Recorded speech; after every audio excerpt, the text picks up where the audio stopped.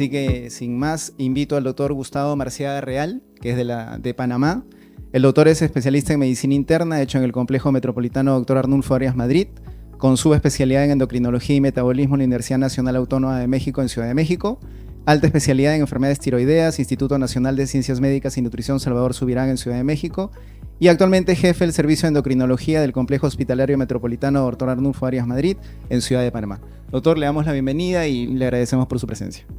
Muy buenas tardes, yo estoy muy contento de estar acá en Perú, gracias al comité organizador por invitarnos, y realmente pues voy a realmente agregar algunas cosas más, porque realmente el doctor que acaba de dar una exposición brillante sobre los GLP-1, y yo voy a enfocarme principalmente en la semaglutide, que es una molécula que, como dijo el doctor, es un cambio rotundo en el manejo de la diabetes en todo el mundo, y sabemos nosotros que ahora en Perú tenemos disponibilidad de esta molécula.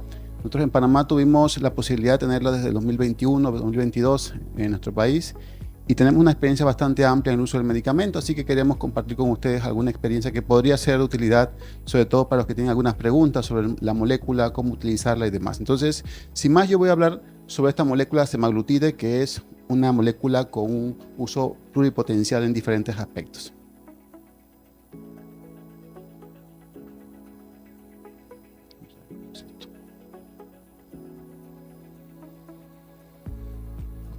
Esta es mi declaración de conflicto de interés. Y bueno, para comenzar, esta es mi agenda. Vamos a hablar un poquito sobre la semaglutide, generalidades. Yo creo que el doctor hizo una introducción bastante interesante sobre cómo esto apareció en el mundo, cómo una simple lagartija en el desierto de Sonora cambia la vida de mucha gente. Al principio esto realmente no se tomaba muy en serio, pero luego la exenatide inclusive fue mucho antes que los ISLT2 dentro de la evolución de la medicina y la diabetología, y sin embargo se dejaron a un lado porque eran inyectables. Hoy en día es básicamente unas moléculas que están robando miradas, y es el discurso prácticamente de todos los congresos de endocrinología y de diabetes en todo el mundo. Entonces vamos a hablar un poquito de la comparación en diferentes moléculas. Vamos a hablar también un poco sobre la parte de los eventos cardiovasculares, la protección cardiovascular que tiene este tipo de medicamentos, y los efectos antiinflamatorios que tiene también esta molécula.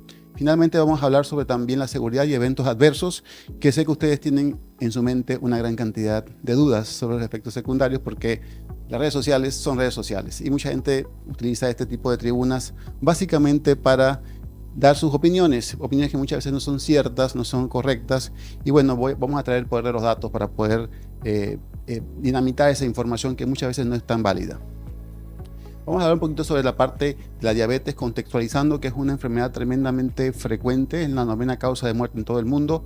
Vean ustedes, el 50% de los pacientes presentan complicaciones macrovasculares. Entonces, un paciente diabético es un paciente de alto riesgo cardiovascular muchas veces, y evidentemente no bien atendido, con un paciente que muchas veces le cuesta aceptar la enfermedad, resulta ser esto un problema mucho mayor. El 27% de los pacientes ya tienen enfermedad microvascular, que aunque no crean, es lo que al paciente más le incomoda. El paciente le tiene miedo a la diálisis, le tiene miedo a la amputación, le tiene miedo a la ceguera. No tanto le importa si tuvo un infarto y falleció. Eso realmente el paciente dice, bueno, eso es importante, pero yo no quiero quedar ciego, yo no quiero quedar en diálisis, doctor. Haga lo que sea que tengamos que hacer para evitar ese daño microvascular. Y básicamente tenemos también que el 25%, les decía a ustedes, son la diálisis, ¿no? El 25% de los pacientes terminan en enfermedad renal crónica, y esto junto con la hipertensión resulta ser una epidemia que está generando grandes costos en todos los países. En mi país los costos en diálisis son tremendos, y estos medicamentos también han traído información importante sobre prevención renal en este tipo de contextos. Esta es la historia de los agonistas del receptor de GLP-1. Es una historia bastante interesante, decía el doctor. Bueno, fue básicamente en el desierto de Sonora cuando comienza la historia, cuando se detecta por la Universidad de Texas pues este tipo de información, pero en el 87 ya comenzaba a postularse la presencia de esta hormona, el GLP-1, una hormona realmente de origen intestinal, producida por las células L, ¿verdad? Son células de origen intestinal que tienen una vida media de 2 a 3 minutos después que consumimos alimentos. Interesante, pero en 2 o 3 minutos realmente no hace una gran cosa en el metabolismo. Entonces el cuerpo comenzó, mucha gente comenzó realmente a entender que esta molécula, si la usábamos y la llevábamos a un plano en la que durara más tiempo de los 2 o 3 minutos, esto iba a ser algo completamente diferente. Y fue así, básicamente en el 2005 comenzó a existir el primer medicamento inyectado para análogo de GLP-1 que se existió, que fue la exenatide de uso cada 12 horas, subcutáneo. Y vean ustedes, hasta el 2010 comienza entonces la primera molécula de uso diario, la liraglutide. La liraglutide fue una molécula que en su momento fue básicamente lo mejor en su tiempo, sobre todo para la pérdida de peso. De hecho, recibió reconocimiento para pérdida de peso en el 2014. Y en el 2012 se acepta otro grupo de medicamentos, el doctor los describió muy bien.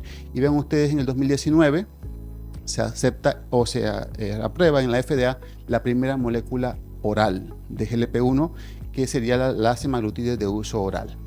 Básicamente todo se quedó en un punto en la que muchas moléculas GLP-1, por sus eficacias tan leves en la pérdida de peso, salieron del mercado. Quedaron básicamente 3.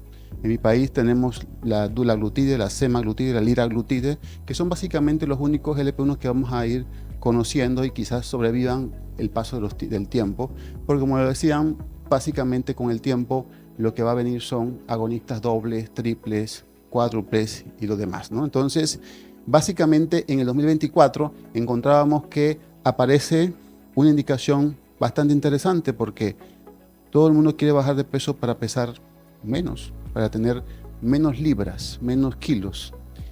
Pero a veces eso va más allá de lograr esa pérdida de peso. Tenemos que ver si eso realmente repercute en el paciente. Entonces, la semaglutide logra una indicación reduciendo MACE, porque logra encontrar en el paciente con obesidad que pierde peso, lograr reducciones en MACE, que eso es eventos cardiovasculares mayores. Y finalmente en el 2025 se logra también la aprobación para pacientes con problemas renales. Hoy en día es el cuarto pilar en el manejo del paciente con enfermedad renal. Si usted tiene un paciente en la consulta con enfermedad renal, tiene que colocarle de manera obligatoria prácticamente un IECARA-2, una glifosina, un inhibidor de SLT2, tiene que colocarle una finerenona, un antagonista receptor de mineralocorticoides, y también, si quiere mayor protección renal, también tendrá que colocarle un GLP-1 con evidencia demostrada en la prevención renal. Y esto es lo que nos ofrece también la semaglutide en el estudio FLOW que nos hablaba el doctor. Y básicamente también encontró un punto muy interesante, el estudio SENSE, que es un estudio súper interesante, porque este estudio consigue la aprobación del medicamento para reducir fibrosis y avance de la enfermedad de estatosis hepática asociada a disfunción metabólica, el MASH. Y esto evidentemente cambia porque el hígado graso es una cosa que está básicamente en todas partes en la consulta. En mi país, yo creo que agarro 10 pacientes y 9 tienen hígado graso. Entonces, esto es un tema que sí es muy importante en nuestros países, y hay una indicación, el primer medicamento disponible en nuestros países para combatir este tipo de problemas.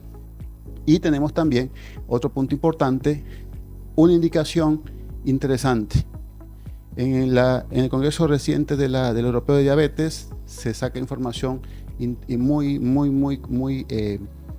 diferente, en la que también ha demostrado que los pacientes que tienen problemas de obstrucciones de enfermedad arterial periférica oclusiva, al utilizar semaglutide mejora la capacidad y la calidad de vida y la deambulación de los pacientes. Una indicación que parece un poquito alejada de lo que siempre vemos con la pérdida de peso, pero el efecto antiinflamatorio de estas moléculas logra de alguna manera estabilizar las placas ateromatosas en estos pacientes, logrando estabilizarlas y de alguna manera mejorando su calidad de vida.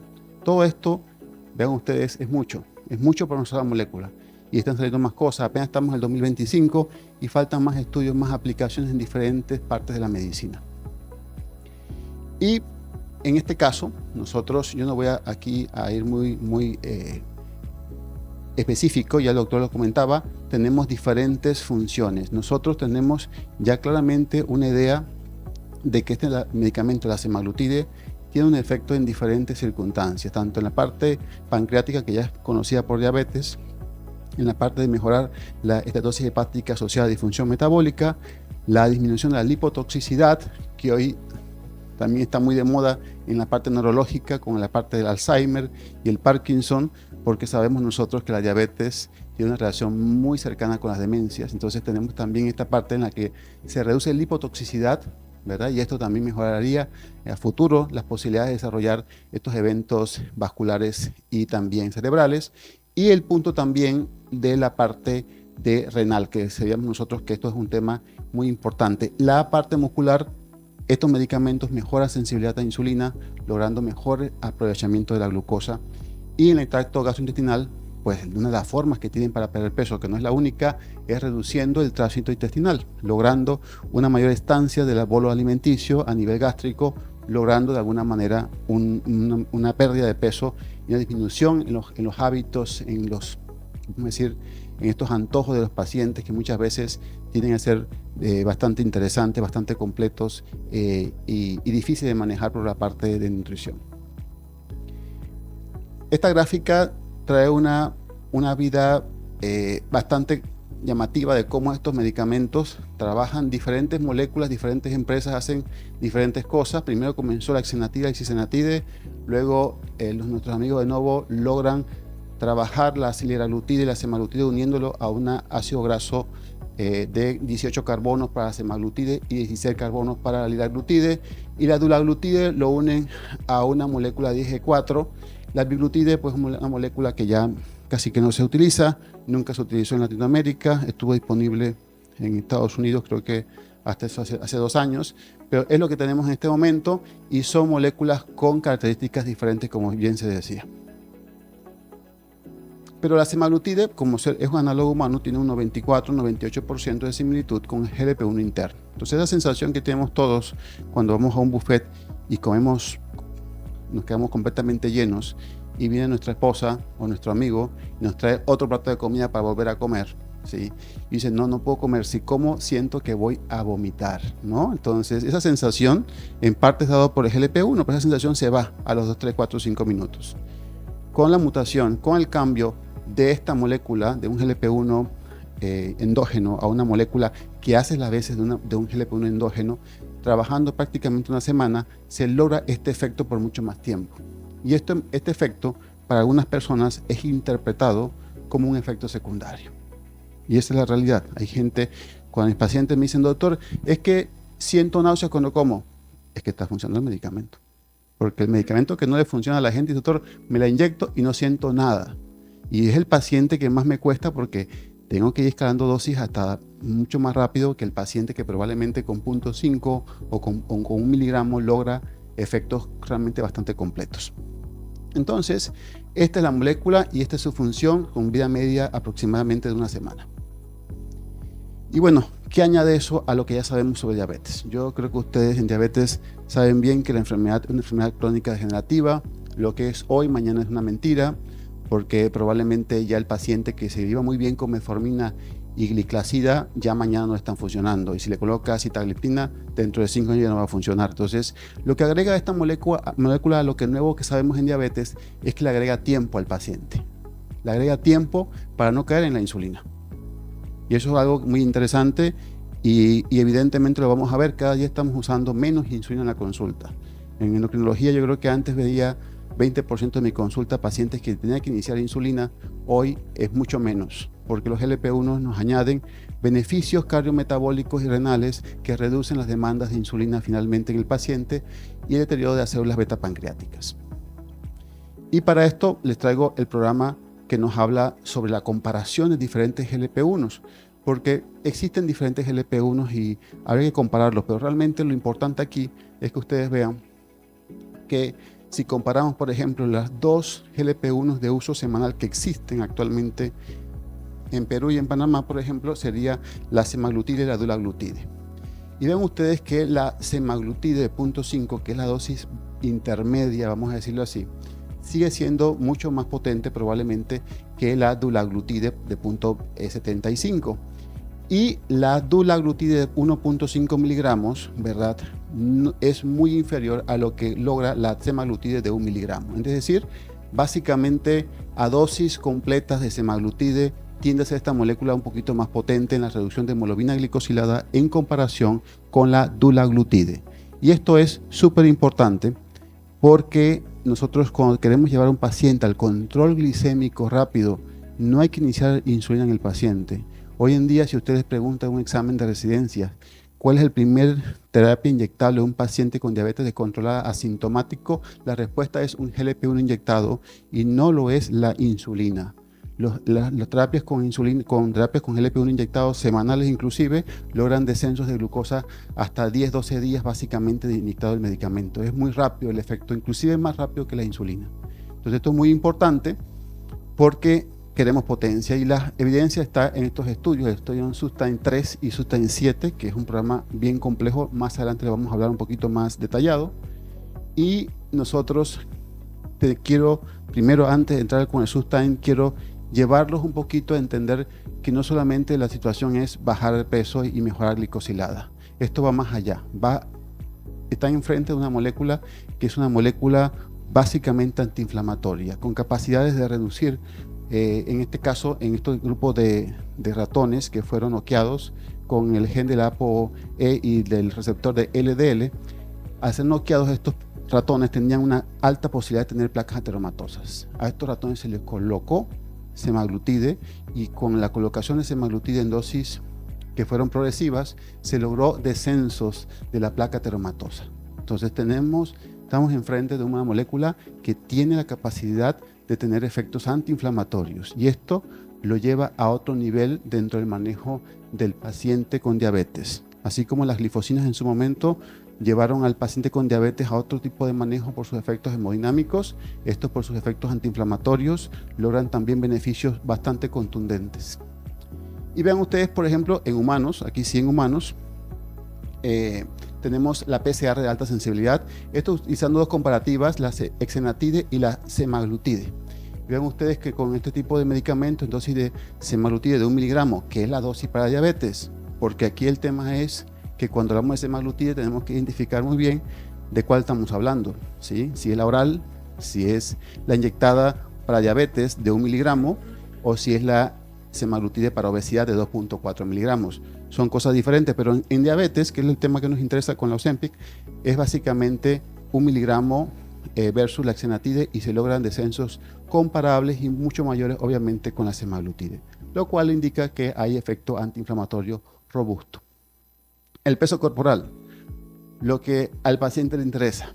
Muy bonito el PCR, muy bonito la antiinflamación, pero el paciente, doctor, quiero bajar de peso. Eso es lo que dice el paciente, eso es su reclamo en la consulta. Y vean ustedes lo que se logra perder peso en diferentes estudios. Aquí vamos a comparar los estudios de la dulaglutide y demás medicamentos LP1 y vean ustedes, por ejemplo, el descenso de peso, lo que más se logra básicamente en kilogramos es de 5.6 a 6.5 kilos, que se logran obviamente con dosis de 1 miligramo, si se comparan, por ejemplo, con la exenatide o con la dulaglutide.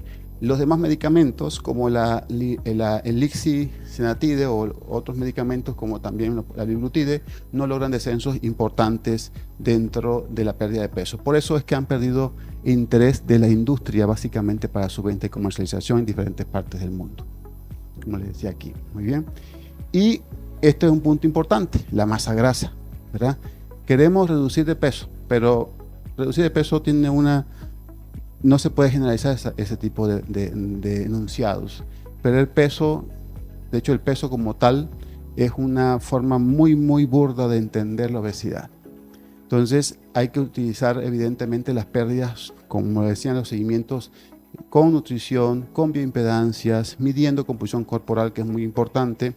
Y cuando tenemos el uso de semaglutide logramos pérdidas de peso que son mucho mayores obviamente que el placebo. Y cuando vamos a hablar de pérdida de peso, es invariable también tener pérdidas de masa muscular. No hay forma en la vida que alguien pierda grasa y no pierda músculo. Existen algunos anticuerpos monoclonales que van a venir próximamente que podrían tener esa función. Hoy en día eso es una utopía que repite mucha gente en redes sociales. Te voy a ayudar a perder peso, a perder grasa y a ganar músculo a la vez. Y eso a veces es muy difícil de lograr. Vean ustedes la pérdida de peso que se logra de masa grasa básicamente de 3 kilos y obviamente de masa magra hasta 1.1 kilos. Es un hecho implícito dentro de la pérdida de peso, ¿no? De hecho, hay un señor en el 87, el señor Forbes, que hizo una teoría que a través de población blanca americana lograba por ecuaciones matemáticas predecir por edad cuánto iba a perder de masa muscular un paciente cuando perdía peso, porque era parte de los eventos propios de pérdida de peso. El programa Sustain, que es un programa muy robusto, muy completo, intentó comparar la semaglutide con todo lo que se encontrara para el manejo de la diabetes. Un programa ambiciosísimo, con una rigidez estadística muy compleja de entender, pero lo importante aquí es que, por ejemplo, tenemos el Sustain 1, que aquí se hizo frente a una monoterapia, y básicamente esta es la forma en la que están distribuidas las poblaciones. Yo les diría que para recordar importante sería la comparación con las glifosinas, que en este caso sería el Sustain 9, y la comparación también con la dulaglutide, que sería el Sustain 7. Y ustedes que usan, o bueno, yo también uso muchísimo los IDPP4 todavía, pues también podríamos prestar atención al Sustain 2, que tienen exactamente esa función de compararlo justamente con la sitaglipina, una molécula muy utilizada por nosotros. En todos los estudios el paciente estaba descontrolado, 8%, un poquito más, y vean ustedes duración de diabetes, 8, 9 años, con la insulina basal. Obviamente la población del paciente que usa insulina es un paciente que tiene más de 10 años con diabetes y 13.3 años en este grupo. Y bueno, en este cambio de glicosilada en diferentes coyunturas, vean la pérdida de la hemoglobina glicosilada, la reducción de hemoglobina glicosilada más bien, hasta de 1.8, 1.5%. Si lo comparamos, por ejemplo, con la sitaglipina, fueron pérdidas que fueron prácticamente 0.3% más. Si lo comparamos, por ejemplo, con la dulaglutida, por ejemplo, fueron pérdidas que fueron de 1.8 versus 1.4.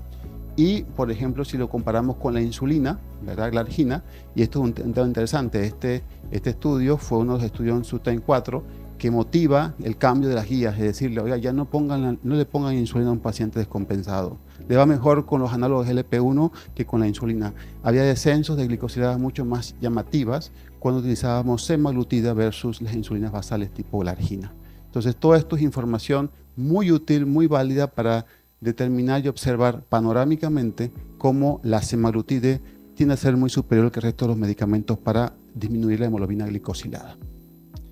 Y bueno, a los que les gusta no tanto el porcentaje, sino llegar a metas, vean ustedes también que alcanzar metas de 7% menos y 6.5% menos, básicamente se logra en un 60-67% en diferentes circunstancias. Esto es algo muy interesante porque en los mejores países del mundo el paciente controlado con diabetes 50-45%. Con el medicamento, solo usándolo, logramos 67, 58, 61, independientemente que lo compares, por ejemplo, con la sitaglipina o lo compares con, por ejemplo, la insulina o lo compares con la dulaglutide, por ejemplo. Entonces, logramos mucho control con el paciente, sobre todo con menos peso. El peso corporal, dependiendo con las circunstancias, obviamente, vean ustedes 5.2 kilos, 6.5 kilos. Aquí hago la salvedad que esto es un estudio para ver diabetes, no es un estudio para bajar de peso. Esto se llaman variables secundarias. Se logró ver algunas cosas en el diabético, pero la dosis para bajar de peso de semaglutide son de 2.4 miligramos. Y bueno, esto es los que alcanzan pérdidas de 10% con dosis de 1 miligramo, interesantemente, pues hay pacientes que logran esa pérdida del 10% casi que un 25% de los casos. Es decir, que solamente, y eso es un punto muy importante, el 25% de todos sus pacientes que inician con semaglutide van a alcanzar una pérdida sustancial de peso, el 25%. Entonces es importante porque si queremos nosotros llegar a algún momento a perder peso, tendríamos que utilizar la dosis más alta, 2.4 miligramos, en la que se duplican este tipo de ganancias de pérdida de peso hasta básicamente casi el 50 o más por ciento. Pero el tema es que se pierde peso casi en todos los pacientes. Si son pérdidas del 5%, casi que un 70% de todos los pacientes alcanzan pérdidas de un 5%. Entonces, en diferentes circunstancias, con diferentes medicamentos, con diferentes tipos de escenarios. Y bueno, la variable perfecta en diabetes. Esta para mí es la variable perfecta en diabetes, la variable que involucra alcanzar metas de peso, alcanzar glicosidades de menos del 7% y no tener hipoglicemias. Lo que todo el mundo quiere en diabetes. Señor, usted vino bien controlado en la siguiente cita con 6.5%, me ha bajado de peso y no ha hecho ninguna hipoglicemia en el sensor. Con eso nosotros logramos En este caso, con la semaglutide, en comparación, vamos aquí en este caso a hacerlo con la dula, que es la competencia más pareja que tiene realmente la semaglutide. Vean ustedes 74% versus 58% con la dosis de 1.5 miligramos y con dosis de 0.5, 64%. Nada despreciable. 75% de sus diabéticos van a venir controlados, con menos peso y sin hipolisemia en la próxima cita cuando vengan después de haber iniciado este medicamento. Y bueno, los efectos secundarios. Y aquí viene la parte que todo el mundo quiere escuchar.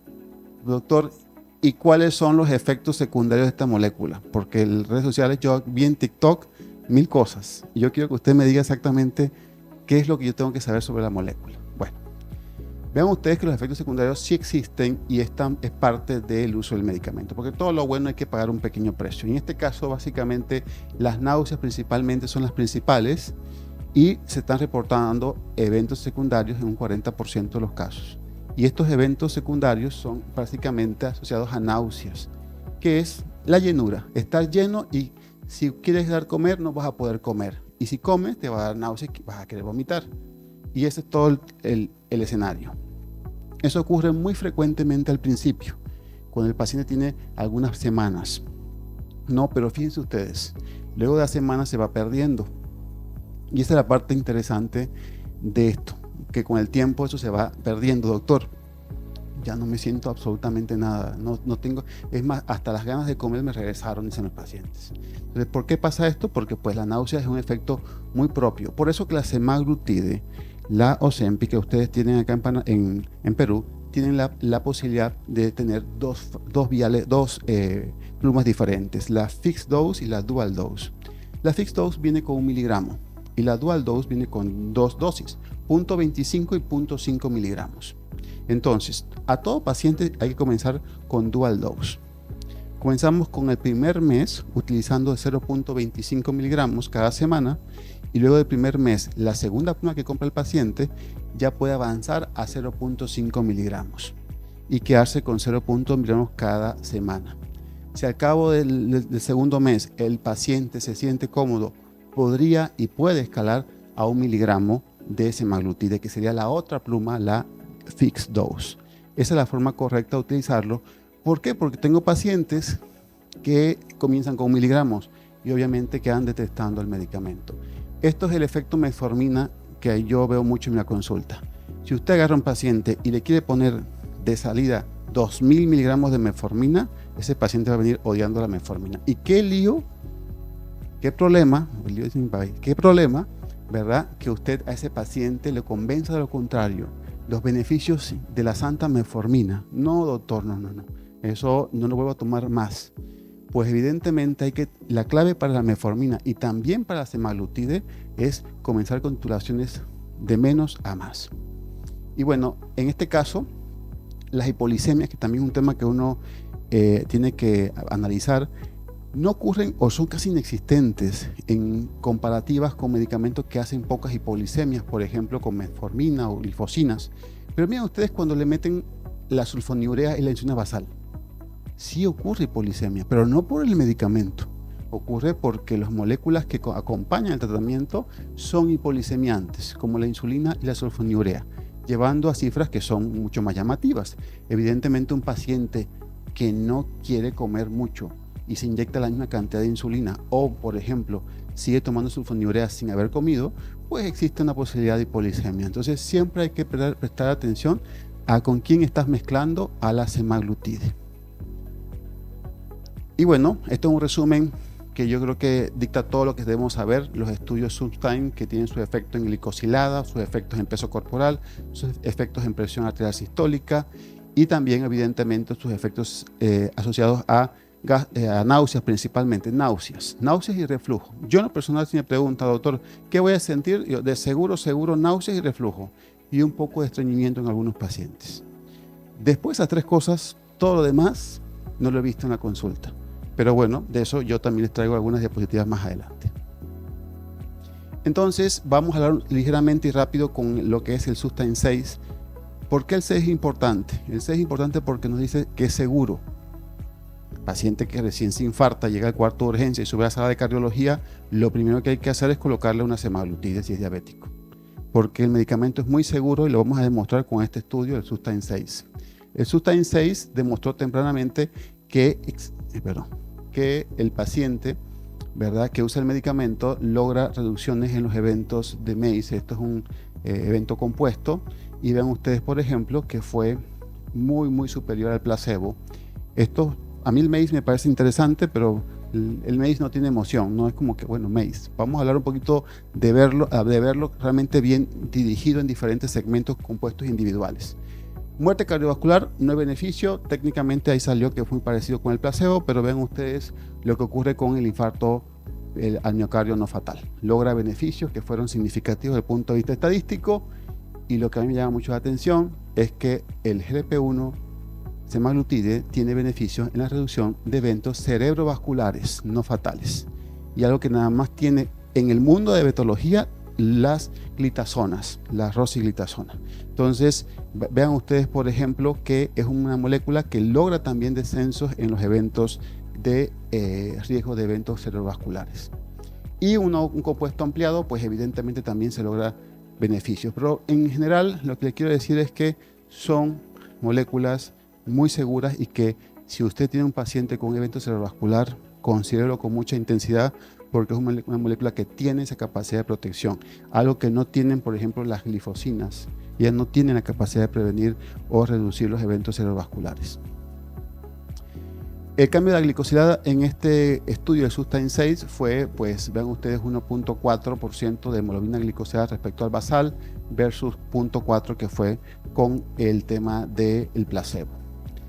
Y bueno, aquí fue donde, cuando salió el Sustain 6, igual que pasó con las glifosinas, pues la gente se puso a jugar con las matemáticas en el estudio y encontró que los pacientes con nefropatía se lograban beneficios bastante importantes. Vean ustedes, 36% de empeoramiento o nuevas nefropatías en el paciente que lo estaba utilizando y era diabético. Y esto fue significativo desde el punto de vista estadístico, por eso que salió este análisis post-hoc del estudio Sustain 6 fue lo que dio a luz a lo que hoy conocemos como estudio Flow, que hablábamos sobre eso. Entonces es un estudio muy interesante y que logró observar, pues, reducciones de un 36% para eventos renales. Y bueno, otro punto que también les quiero traer, porque todo hay que decir las cosas buenas y también las cosas no tan buenas. Hubo una alerta con este estudio, el Sustain 6, de retinopatía diabética, ¿no? Y entonces la gente ya comenzó a rascarse la cabeza, ¿no? Que no sé qué, que puedo quedar ciego, que no sé qué. Bueno, vean ustedes, esto es un subanálisis de ese estudio, el Sustain 6, y resulta que a todo paciente diabético debemos hacerle un fondo de ojo. Y si el paciente ya tiene retinopatía diabética y usted lo tiene en 14% de glicosilada y lo lleva de 14% de glicosilada a 7% de glicosilada, ese paciente se le va a empeorar la retinopatía diabética. Y vean ustedes lo que pasa si comparamos con el placebo. Básicamente, en el paciente que reducía más de 1.5% de la hemoglobina glicosilada, tenía datos de empeoramiento de retinopatía diabética. Obviamente porque hay una alta tasa de subregistro. Ninguno de nosotros, y seamos muy honestos, vamos a mandar al paciente con 300 de glucosa inmediatamente al oftalmólogo. Decimos, vaya después que le mantenemos al paciente y le tenemos la glicemia en 6.5%. Ahorita hacerle lentes es perder el tiempo y el dinero. Claro, no va al oftalmólogo, le ponemos un medicamento que reduce la hemoglobina glicosilada con gran potencia, como es la semaglutide, o también lo fue la liraglutide con el estudio líder, o también es la insulina, y se logra un empeoramiento ligero y recuperable de la retinopatía diabética. Es un punto importante. Es temporal y es recuperable. Por eso es que no le debemos tener tanto miedo a esto. Y le hago esta gráfica porque esta gráfica nos permite entender que el paciente que no tiene retinopatía, no hay realmente un mayor efecto de empeoramiento en este tipo de problemas. Y bueno, efectos a largo plazo, resumiendo, 26% de reducción de MACE, conociéndose como estos tipos de variables. Número necesario a tratar, 45, todo lo que sea menos de 50 es perfecto y muy bueno, así que es muy buen número para la semaglutide. Redujo significativamente peso y glicosilada, y 36% de reducción de eventos de nefropatía, que es un punto también que refuerza un poco lo que ya sabemos sobre el estudio Flow, ¿verdad? Entonces, cáncer. Doctor, en TikTok están diciendo que la semaglutide da cáncer. Yo no me voy a poner ese medicamento. Entonces, la razón viene porque evidentemente en ratones en dosis suprafisiológicas de semaglutide hay hiperplasia de célula C. Y es un cáncer bastante raro, que es el medular de tiroides. Entonces, esos ratones, no se ha podido esto sublevar a estudios poblacionales en todas partes del mundo. Se ha hecho, esto se estudió, esta es información de hace 5 años atrás, del tiempo de pandemia, en la que todo el mundo comenzó a buscar en todas partes y no le encontró mayor riesgo de cáncer de tiroides. Pero pues en ratones, en estudios en ratones sí se ha visto, porque son dosis muy altas y hay hiperplasia de célula C, aumenta calcitonina. Un cáncer que realmente es muy raro en nuestra... Yo tengo poquitísimos medulares en mi consulta y esto no se ha visto como tal un riesgo. Entonces, este metaanálisis ha demostrado, que esto es muy reciente, de que hay una posibilidad bastante baja de tener este tipo de riesgos, sobre todo el cáncer de páncreas. Esto también tiene que ver porque el cáncer de páncreas también viene unido con esta mala noticia que le han hecho a la semaglutide, que no tiene realmente ningún sustento, y este es en el cáncer de tiroides también. No existe riesgo, se han hecho todos los estudios, el que diga que da cáncer de tiroides y de páncreas, no. Claro, si usted tiene un paciente con antecedentes familiares de cáncer medular, no lo use. Si tiene un paciente con un cáncer de páncreas en evolución o pancreatitis, no lo use. Hay que escoger bien el paciente, pero no quiere decir que esto dé de cero a un paciente tipo de enfermedad. Pero algo más interesante es que no solamente es que no da cáncer, es que previene el cáncer.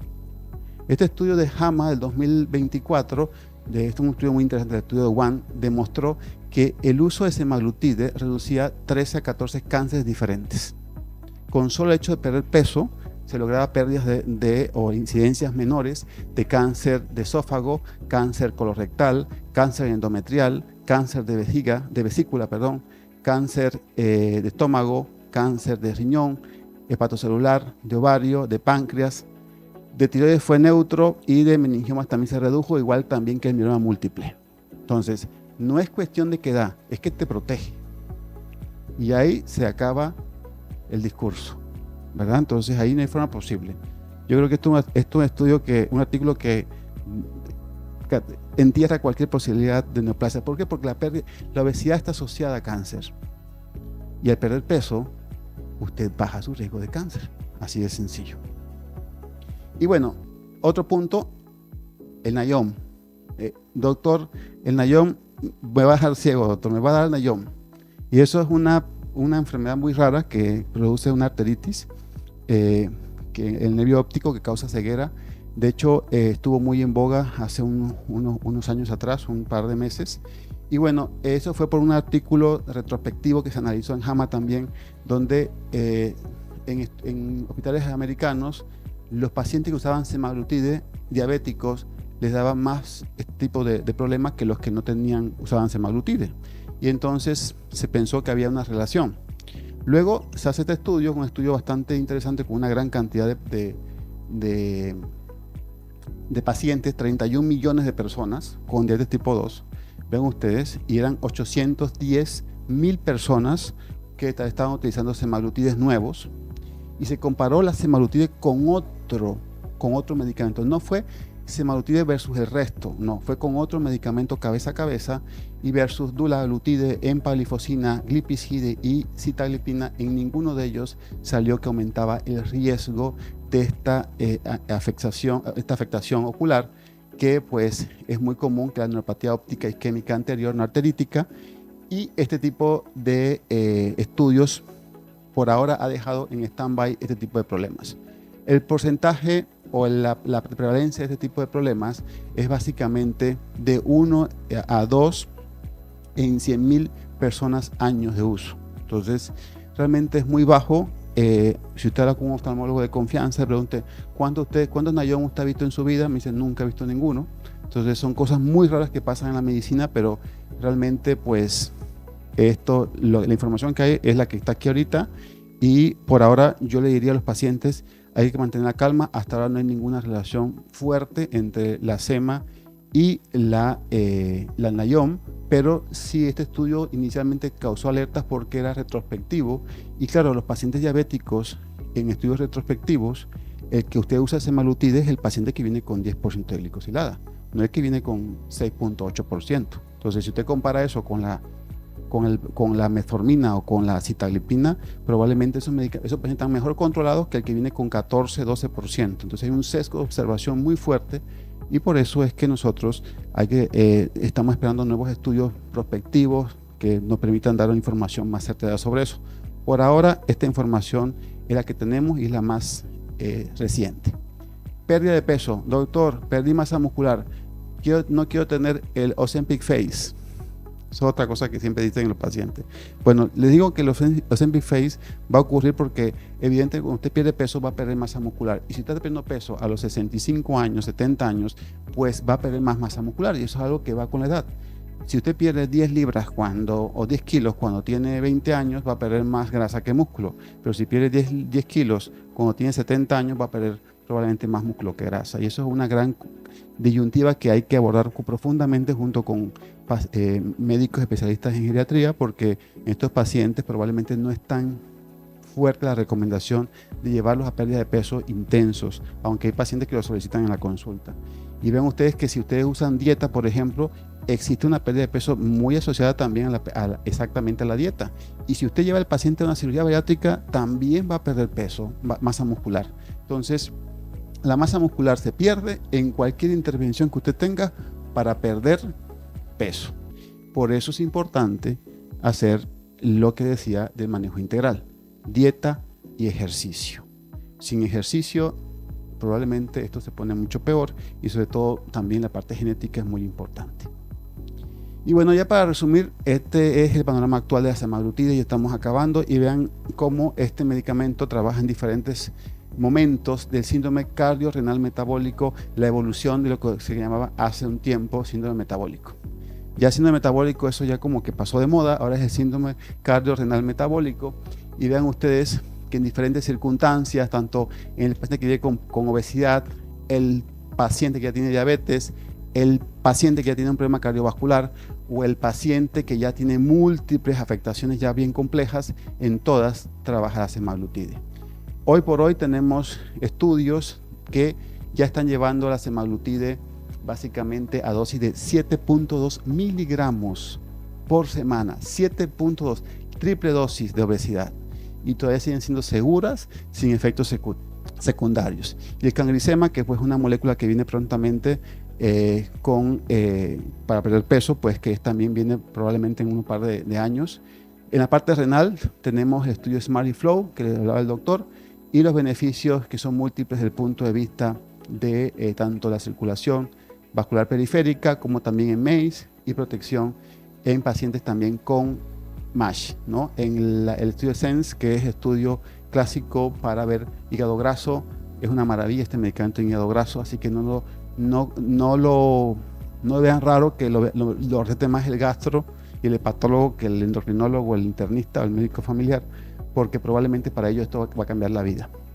Y bueno, mensajes para llevar a casa: la semaglutide es una molécula diferente, con un peso molecular bajo, con una vida media que puede llegar a la semana, lo cual nos da comodidad al paciente, mucha comodidad. Demostró eficacia superior para lograr hemoglobinas glicosiladas más bajas. Esto está sustentado en el programa SUSTAIN en diferentes circunstancias. Es superior a la dulaglutide en peso y hemoglobina glicosilada. Y el SUSTAIN 6 les dice a ustedes que ese paciente que lo usa va a tener 26% menos de probabilidad de tener un evento cardiovascular mayor, lo cual es bastante bueno porque queremos, además de tener a nuestros pacientes con menos peso y bien controlado, que vivan más y con menos efectos secundarios y se alejen de la consulta del cardiólogo. Así que muchas gracias. Cualquier pregunta a sus órdenes.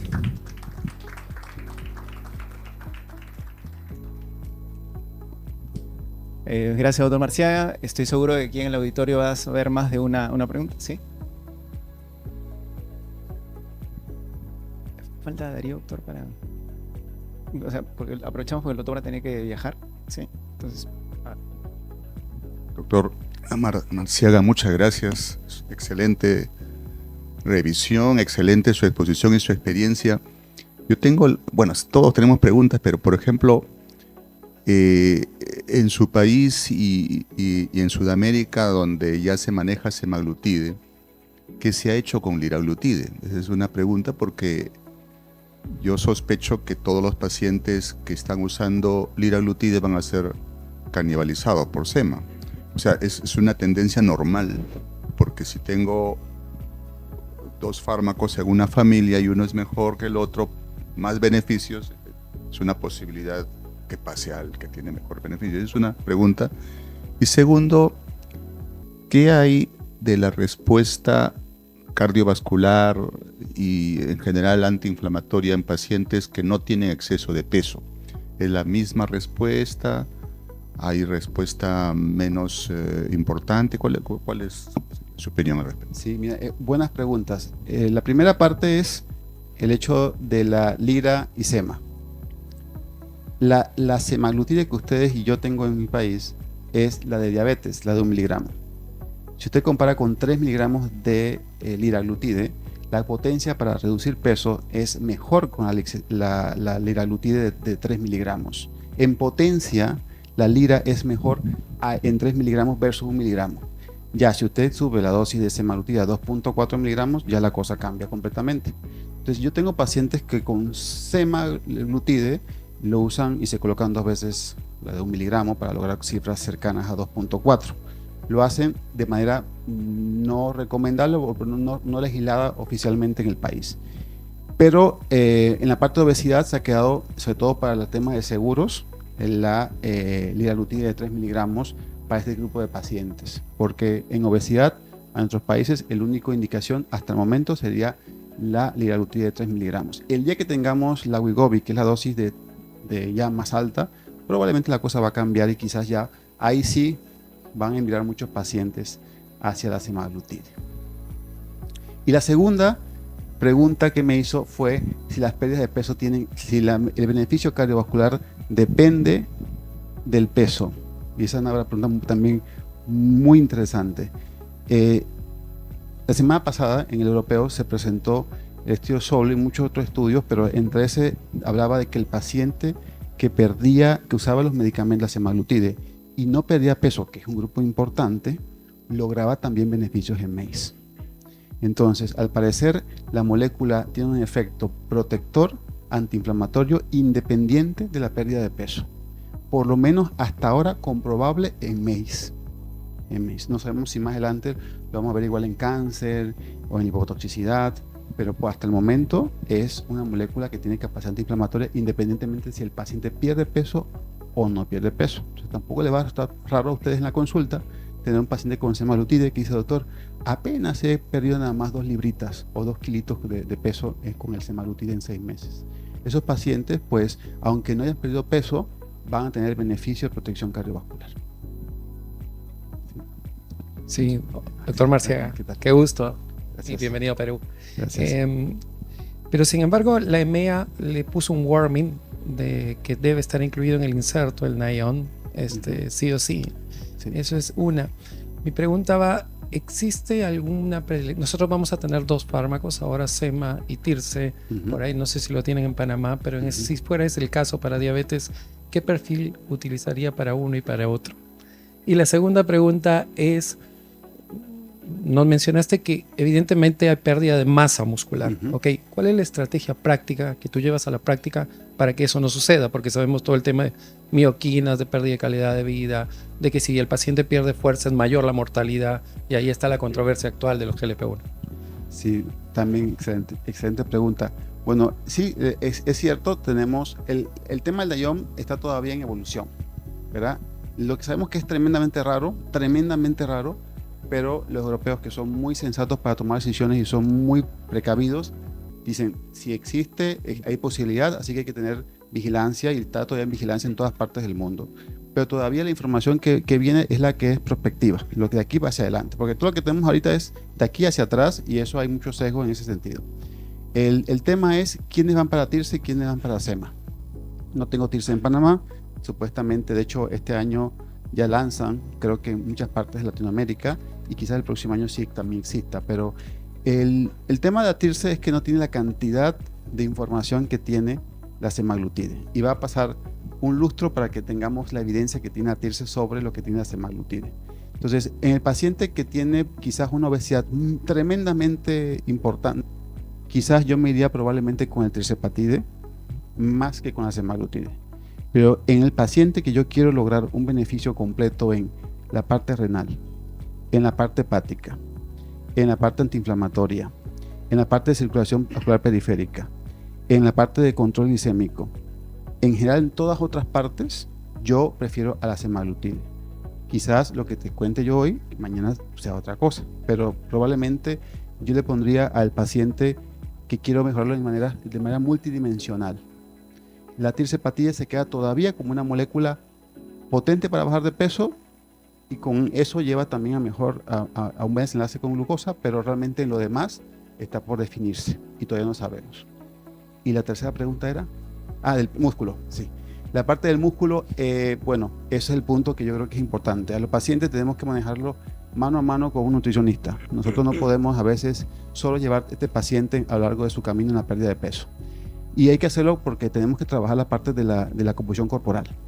Si yo tengo pacientes en la consulta que han iniciado, por ejemplo, SEMA y no han hecho nada de ejercicio, nada, doctor, no hice nada de ejercicio y me han perdido 10 kilos, 9 han sido músculo, tengo que parar el medicamento y buscar otra alternativa. Ya sea que use cualquier medicamento para perder peso. Porque perder músculo, evidentemente, es peor que dejar al paciente así.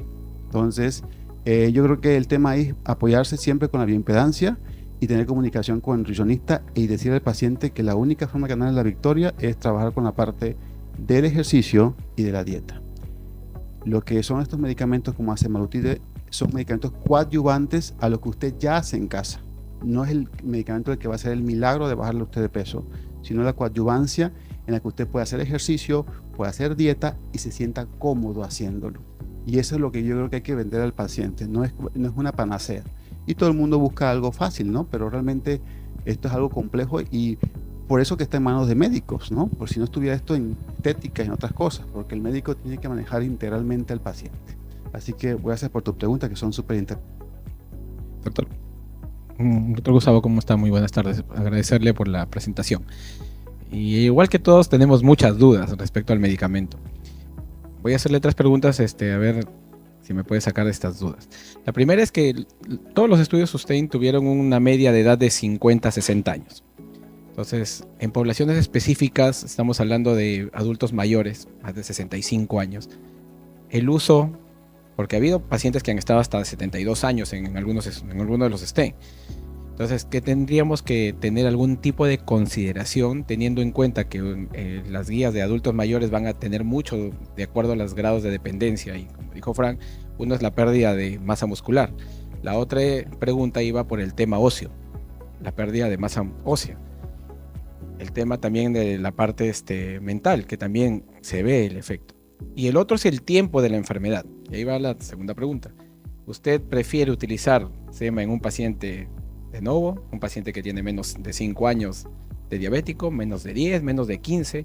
¿En cuál de ellos estaría la mejor indicación para el uso de este medicamento? Porque cada uno tiene sus propias formas de tratar.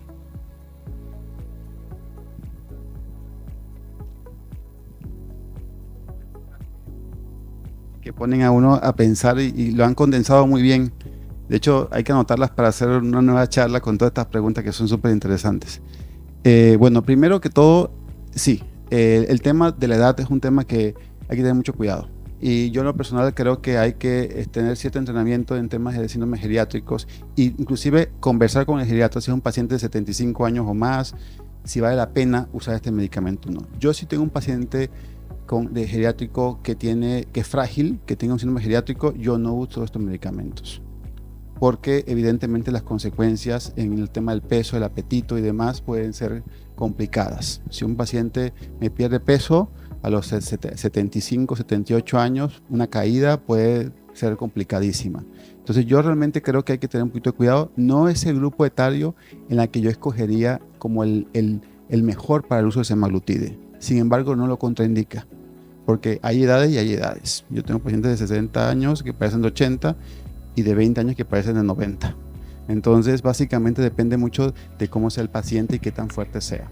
Si es un paciente que hace mucho ejercicio, yo creo que nos va súper bien usarlo a los 65, 70 años sin problema, pero tiene que ser un paciente que se entrene. La segunda pregunta es: ¿cuál es el paciente ideal? Bueno, realmente en papel, en cualquier espectro. Por eso que el síndrome cardiorrenal metabólico dice en cualquier momento lo puedes usar, porque lo puedes usar como manera preventiva, como también para mitigar el daño ya hecho. Entonces, realmente en cualquier momento. Si vamos por edades, bueno, esto es algo que te tengo que responder desde el punto de vista de mi consideración personal, no en la evidencia, pero creo que en el paciente entre 25, 30 años y 55 años le va súper bien, porque en ese grupo de pacientes es donde realmente el síndrome metabólico hace más sus estragos en el paciente. Hay más hígado graso, es donde tú puedes realmente prevenir cosas, prevenir cáncer, prevenir el MASH, puedes prevenir el aumento de peso. Realmente el paciente que es más joven, probablemente con intervenciones de dieta y ejercicio, salen muy bien, le va muy bien al paciente, y probablemente si es un paciente que requiere temporalmente usar el semaglutide y tiene 12 años o 15 años, pues se puede utilizar. Pero el tema es que yo creo que personalmente me parece que hay que invertirle más al paciente que le puedes hacer cierto tipo de intervención preventiva, y ese es el paciente en edad productiva, 25, 30 años y 55, 60 años. Los demás hay que individualizar un poco más al paciente.